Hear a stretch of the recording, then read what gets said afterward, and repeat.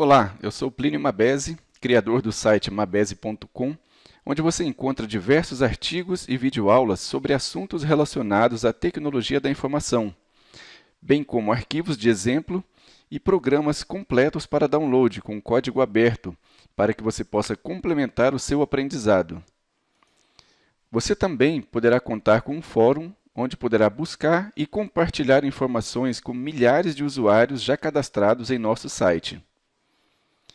Caso você goste do conteúdo oferecido, eu convido você a compartilhar a nossa página em suas redes sociais, repassando para seus amigos as suas impressões a nosso respeito. Convido você também a se tornar nosso seguidor no Twitter, ficando assim sempre atualizado sobre as novidades do site. Obrigado e vamos à nossa videoaula. Pessoal, vamos prosseguir então com o nosso curso de Programação em Access e VBA. Hoje falando sobre o assunto tipos de dados. Mas antes da gente ver quais são os tipos de dados que o VBA aceita, vamos entender primeiro dois conceitos. Primeiro, o conceito de variável. Segundo a definição, variável é um local de armazenamento nomeado que pode conter dados, os quais podem ser modificados durante a execução do programa.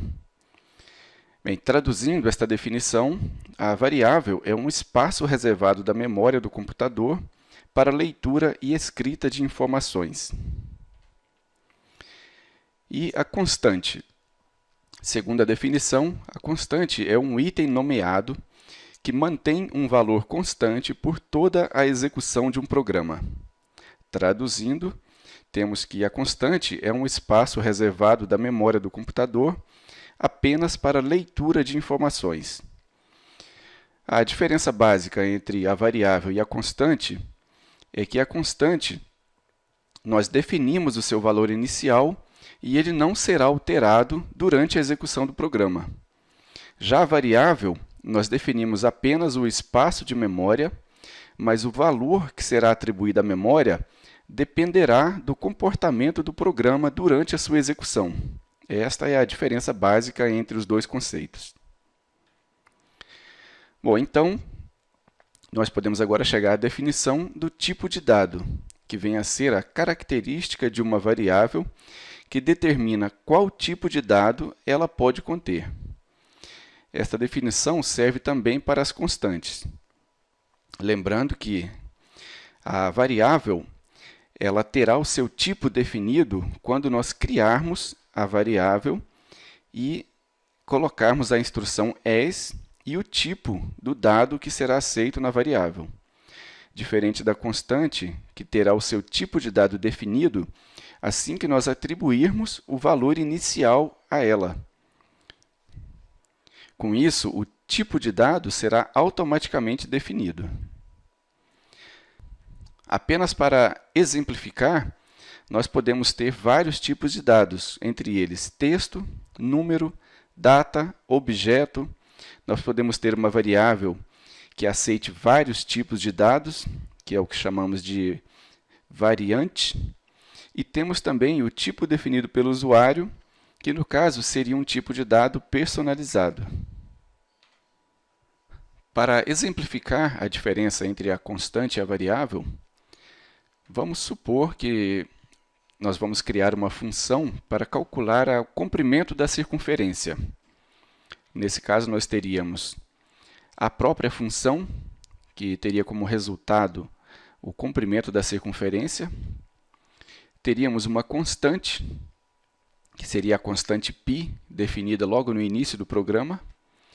E teríamos a letra R, que seria o raio, ou seja, a nossa variável.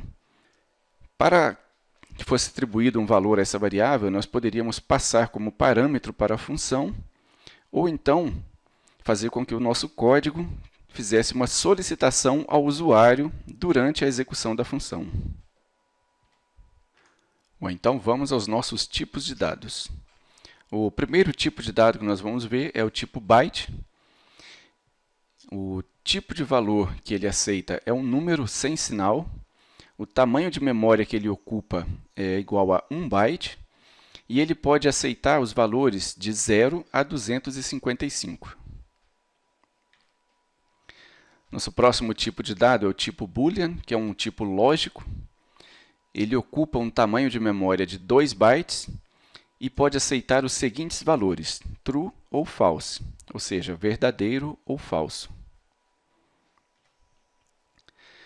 Temos também o tipo integer, que é um tipo número inteiro. Ele ocupa um tamanho de memória de 2 bytes e pode aceitar os valores de menos 32.768 até 32.767. O caractere de declaração de tipo para o tipo integer é o sinal de porcentagem. Bem, pessoal, caso vocês não estejam assim compreendendo totalmente a definição dos conceitos, aguardem até a chegada da prática, que tudo ficará mais claro. Por enquanto, preocupem-se em memorizar a faixa de valores e o caractere de declaração de tipo. Porque quando nós vamos declarar uma variável, nós podemos utilizar a instrução din, nome da variável, as, tipo da variável, ou nós podemos fazer da seguinte forma. Nós usamos a instrução din, nome da variável, e ao final do nome da variável, nós acrescentamos um caractere de declaração de tipo. E assim nós não precisamos usar a instrução as, tipo da variável. Vocês verão como tudo ficará mais claro na parte prática. Bom, temos agora aqui o tipo long, que seria um número inteiro longo. Lembrando que os números inteiros são aqueles que não possuem a parte decimal. Isso é fácil de entender, mas eu quero deixar bem claro aqui para enfatizar para vocês. O tamanho ocupado na memória pelo tipo long é de 4 bytes e ele aceita valores na faixa de menos 2.147.483.648 até 2.147.483.647. O caractere de declaração de tipo para o tipo long é o e comercial. E agora, para que a gente possa ver os próximos tipos de dados que utilizam ponto flutuante, eu quero relembrar com vocês aqui o conceito da notação científica. Vamos ver um exemplo aqui. Veja que o número 120 ele é igual a 120,0, ou seja, o número 120 também pode ser representado utilizando-se a vírgula. E isso é equivalente, caso eu traga a vírgula 2 casas para a esquerda, ao número 1,2 vezes 10 ao quadrado. E logo ali no final do nosso exemplo, vocês podem ver como esse número seria representado dentro do VBA, em forma de notação científica ou ponto flutuante. Nós colocamos o número, colocamos um E maiúsculo e, no final, nós colocamos a potência ao qual o número 10 será elevado para que obtenhamos o número original. Vamos ver um outro exemplo aqui. 0,0012 é o mesmo que 1,2 dividido por 1000, ou seja, nós trazemos a vírgula 3 casas para a direita, e que também é equivalente a nós escrevermos 1,2 dividido por 10 à terceira. Ou, passando esse número para o numerador, o expoente fica negativo, e nós podemos então multiplicar 1,2 vezes 10 a menos 3, que no VBA seria escrito da seguinte forma: 1,2 é menos 3. Bom, com isso, vamos ver se vocês entenderam realmente. Que número seria esse? Qual é o valor representado por esse número? 3,402823 é 38. Bom, esse é o valor limite do tipo de dado que nós vamos ver em seguida. Eu coloquei o número para vocês verem aqui, para vocês terem uma noção do tamanho desse número. Veja, eu nem sei dizer o nome desse número. Isso aí fica de tarefa para casa para vocês. Bom, então vamos ver o próximo tipo de dado. Esse é o tipo single, que é um número decimal simples, um número que usa ponto flutuante. Ele ocupa um tamanho de memória de 4 bytes e estas são as faixas que ele pode aceitar. Veja, tanto a faixa para números negativos quanto a faixa para números positivos. Veja, na primeira faixa, para os números negativos, o limite mínimo seria o número 3,4, só que nós teríamos que deslocar a vírgula 38 casas para a direita para acharmos um número. E no caso da faixa mínima do valor negativo, nós teríamos aí o número menos 1,4, só que nós teríamos que andar com essa vírgula 45 casas à esquerda. Ou seja, é um número muito próximo de zero, mais negativo. E o contrário, nós temos ali os valores positivos, número 1,4, e nós teríamos que andar com esse número, com a vírgula desse número, 45 casas à esquerda, o que nos daria um número muito pequeno, próximo de zero, mas que seria positivo. E o limite superior da faixa seria o número 3,4 vezes 10 elevado a 38. Então, nós teríamos que andar com a vírgula 38 casas à direita. Foi aquele número que nós vimos no exemplo da notação científica. E o caractere de declaração de tipo para o tipo single é o ponto de exclamação. Bom, temos agora o tipo double, que é um número decimal duplo, que também utiliza o ponto flutuante. Ele ocupa um tamanho de memória de 8 bytes, e estes valores são os seus limites máximo e mínimo em cada faixa, na faixa negativa e na faixa positiva. Veja que é um número muito extenso. Eu nem coloquei ele como exemplo aqui, porque acho que utilizaria todo o slide. O caractere de declaração de tipo para o double é o caractere cerquilha, ou jogo da velha, como muitos preferem chamar. Temos agora o tipo currency, que é um tipo número também, mas é utilizado para trabalho com valores monetários. Ou seja, quando você for trabalhar com valores em dinheiro, você utiliza o tipo de dado currency. Veja que o número, aqui na faixa de valores que ele aceita, ele contém uma vírgula. Mas não confunda esse tipo com o tipo decimal ou o tipo de ponto flutuante, os tipos single e double. Essa vírgula é apenas uma representação em escala, porque o tipo currency ele é um valor inteiro, mas que ele é representado utilizando-se uma escala fixa de 10.000. Por quê? Porque no caso de valores monetários, nós temos que ter elevada precisão em nossos cálculos. O caractere de declaração de tipo para o tipo valor monetário é o caractere arroba. Bom, temos agora aqui o tipo de dado decimal. O tamanho de memória que ele ocupa é 14 bytes. E ele também é um número inteiro, porém agora com escala variável. Por quê? Porque nós precisamos ter uma elevada precisão com esse tipo de dado, mas que não possui uma quantidade fixa de casas como no valor monetário. Veja que nós podemos ter um número 100 casas decimais, bem como nós podemos ter números com 28 casas decimais. E veja logo aí abaixo, esse número 0,00000 com 1 no final, ele é o menor valor que nós podemos ter diferente de zero para o tipo decimal. Importante salientar que o tipo decimal não é declarável. Você não pode declarar uma variável do tipo decimal. Você tem que declarar uma variável do tipo variante e utilizar a função cdec para converter essa variável variante em decimal.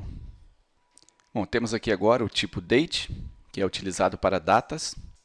O tipo date ele também é um número de ponto flutuante, em que a parte da esquerda, ou seja, antes da vírgula, é utilizado para os valores de dia, de data, né?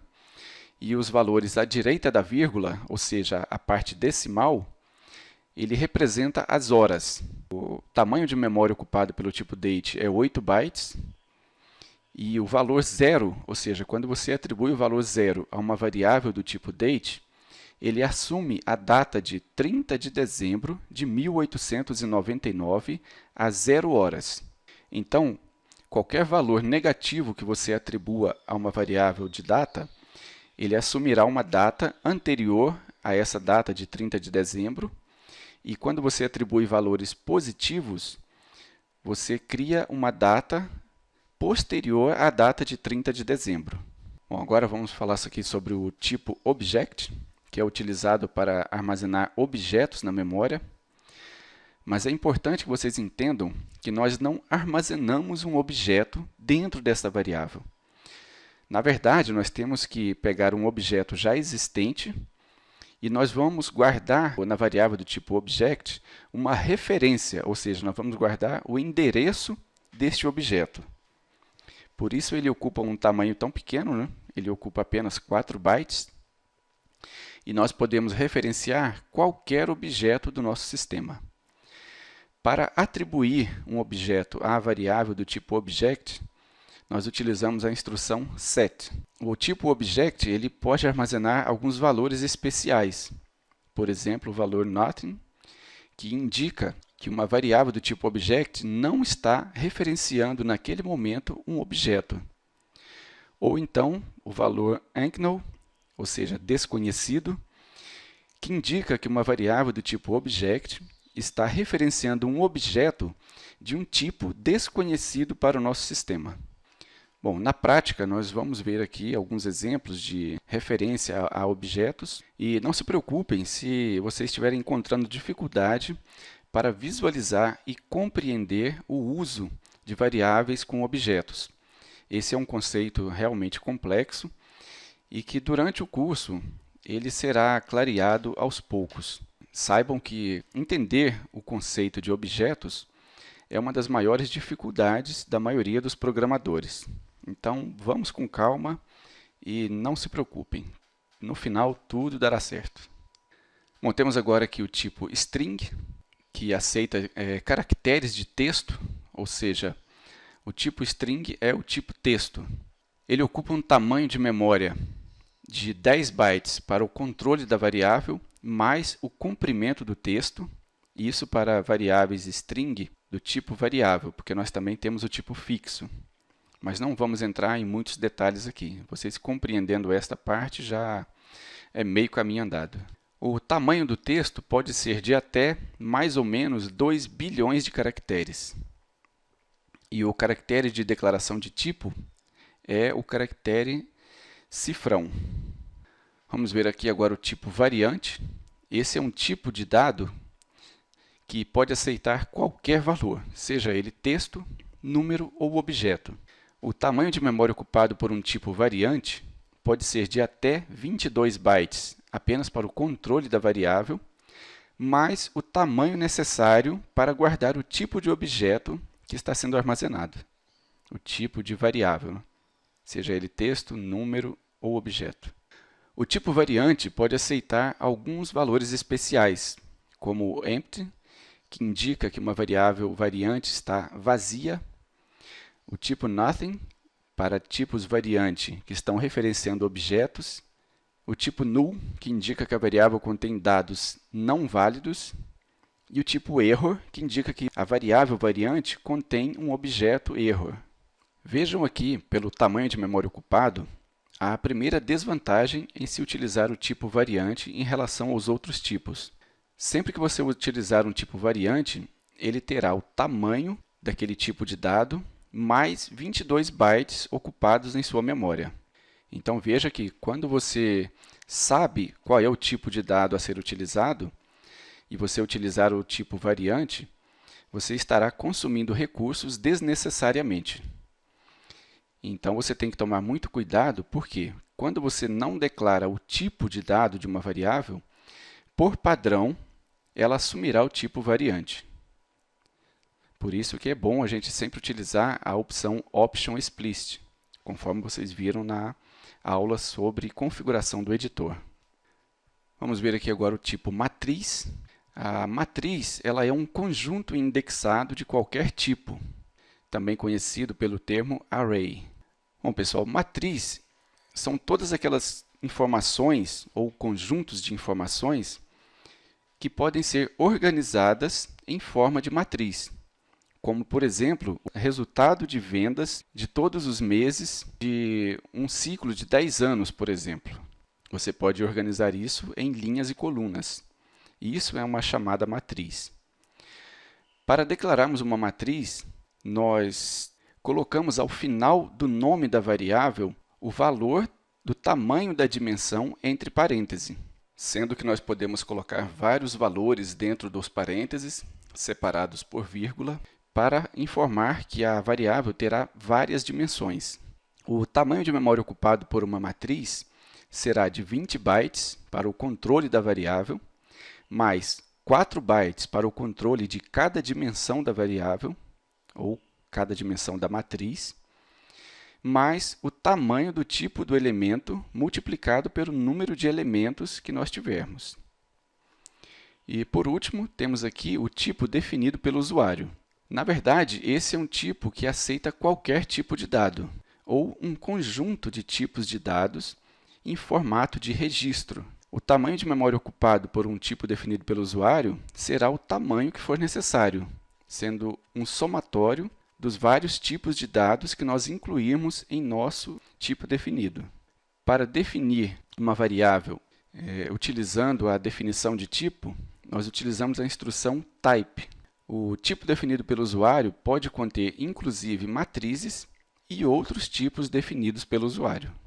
Não há limites e tudo dependerá da imaginação do desenvolvedor e da sua necessidade também. Bem, depois de declarada uma variável, como é que nós podemos saber de que tipo é esta variável durante a execução do programa? Bom, nós temos aqui duas funções que executam esta tarefa para nós. A primeira é a função typeName, que retorna uma string que fornece informações sobre uma variável.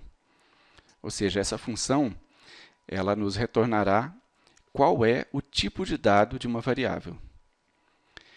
E nós temos também a função varType, que retorna um integer, ou seja, um número inteiro, que indica o subtipo de uma variável.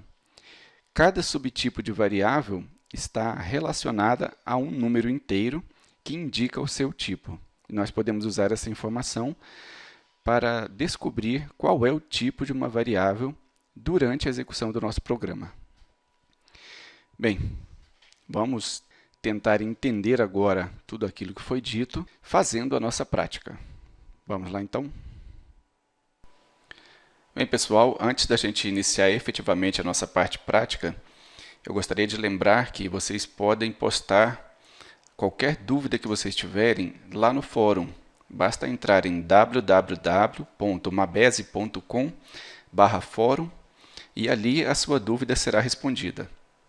Eu também quero pedir a vocês que compartilhem os vídeos, compartilhem o site, compartilhem os nossos artigos, porque somente com o apoio de vocês e com a divulgação do nosso trabalho é que nós poderemos dar continuidade a todo este projeto. Vamos começar então com o nosso primeiro exemplo. Vejam aqui que eu removi os outros módulos e eu deixei o módulo teste em branco para a gente começar praticamente do zero aqui novamente. O primeiro exemplo que eu quero mostrar é aquela função para a gente calcular o comprimento da circunferência através do raio. Então vamos criar aqui um procedimento.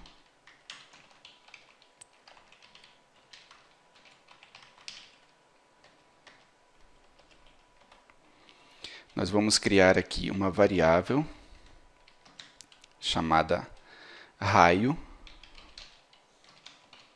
que vai ser do tipo single.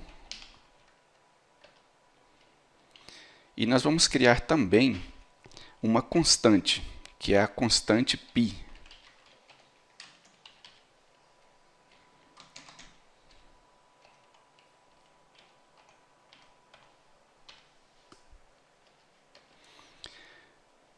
Veja aqui a nossa variável. Eu coloquei do tipo single porque o raio ele pode conter partes decimais. Ele nem sempre ele será um número inteiro. Por isso eu coloquei um número que aceite uma parte decimal. Já a constante π, ela não será alterada durante a execução do nosso programa. Por isso ela é chamada constante. E é dessa forma que nós declaramos uma constante. Você coloca a instrução const, o nome da sua constante, e você atribui imediatamente o valor a essa constante. Só que antes disso, deixa eu corrigir aqui para deixar padronizado, porque constante nós sempre declaramos em letras maiúsculas. Então, quando vocês verem alguma coisa que se parece com uma variável, mas que esteja toda em letras maiúsculas, isso provavelmente é uma constante. Vamos criar outra variável aqui também, que será o comprimento da circunferência, que também será do tipo single.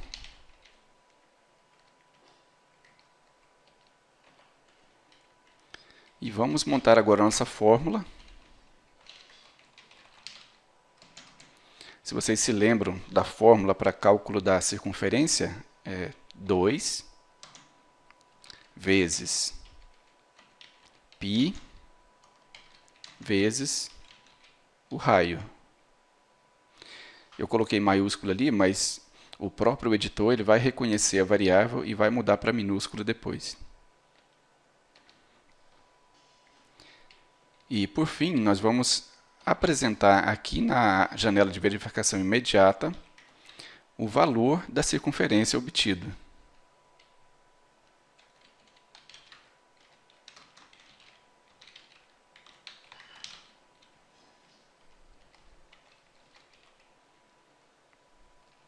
Bem, só faltou a gente atribuir um valor ao raio aqui, né? Vamos começar com um raio que seja aqui, por exemplo, 4. Vou colocar um comentário aqui para dizer que esse 4 é em centímetros. Então, o nosso resultado aqui da circunferência ele vai ser dado em centímetros também. Vamos executar. Eu vou pressionar a tecla F8 aqui para a gente executar passo a passo.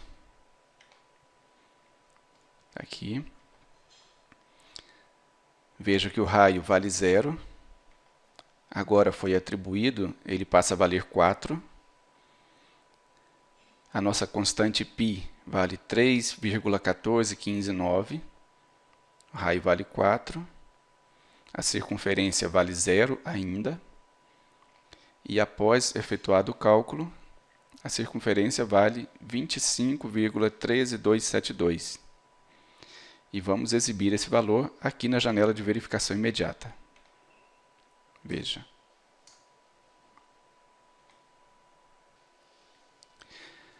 Mas eu também poderia solicitar esse valor do raio para o usuário.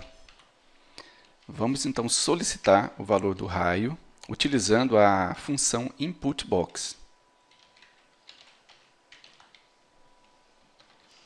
Essa inputBox ela abre uma janela de diálogo com o usuário e uma caixa de texto para que ele digite algum valor. Aqui no primeiro parâmetro, veja, que é o prompt, nós vamos colocar o texto que vai aparecer para o usuário na caixa de mensagem.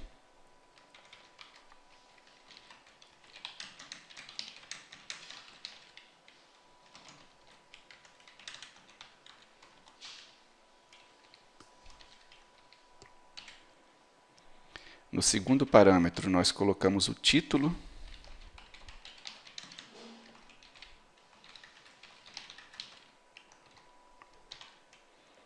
E agora nós vamos executar para receber esse valor. Veja, aqui o título e aqui o texto. Aqui a caixa para que o usuário informe o valor. Vamos colocar um raio aqui de 8. Veja, nosso raio agora vale 8. e nossa circunferência vale 50,26. Veja. Vamos então limpar a nossa janela de verificação imediata. Bem, pessoal, como esta videoaula falando sobre tipos de dados ficou um pouco extensa, então nós tivemos que dividi-la em duas partes. Essa primeira parte vai ficar com a teoria e mais o nosso procedimento aqui de cálculo da circunferência, onde nós utilizamos a variável raio, a constante π e a variável circunferência.